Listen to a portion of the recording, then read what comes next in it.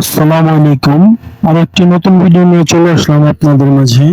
আসলে যারা বাংলাদেশ থেকে সৌদি আরবে রেস্টুরেন্টের কাজে আসতে যাচ্ছেন, তারা আমার এই সম্পূর্ণ ভিডিওটি দেখলে একটা আইডিয়া পেয়ে যাবেন যে আসলে রেস্টুরেন্টে কি ধরনের কাজ করতে হয়। সাধারণত যারা কারিগর কাজ শিখে আছে তাদের কথা ভিন্ন, কিন্তু যারা নতুন ফ্রেশার আসে তাদের আসলে বিভিন্ন জায়গায় বিভিন্ন ডিপার্টমেন্টে হেল্প করতে হয়। যেমন আমি এখন যেখানে দাঁড়িয়ে আছি, এটা হচ্ছে সাফারি সেকশন। এখান থেকে খাবার প্যাকেট করে সামনে সার্ভ করা হয়।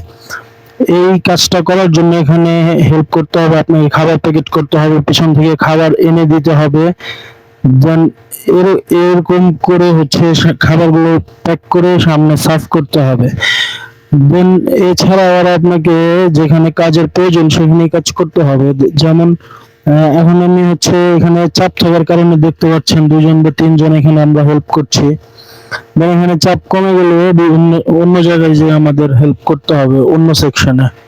যেমন আজকে আমাদের বিরাট বড় একটা অর্ডার আছে, বিয়ের একটা অর্ডার। এখানে হচ্ছে 18টা খাসির অর্ডার, প্রায় হচ্ছে আপনার 30টার মতো প্লেট। এরকম প্লেট আমরা সাজাচ্ছি ফয়েল দিয়ে, যাতে খাবারটা গরম থাকে, ডালায় ভরতেছি। এবং এখানে একটা হোটেলের স্টিকার আছে, স্টিকারটা লাগাচ্ছি। এটা আসলে কি খাসির না মুরগির, এই স্টিকারটাতে সেটাই উল্লেখ থাকে। তো আমরা এভাবে খাবারের ডালা সাজাচ্ছি, ডালা সাজিয়ে একটু পরে হচ্ছে এটা চলে যাবে, গাড়িতে উঠে যাবে, এটা চলে যাবে তার গন্তব্যে পার্টিতে।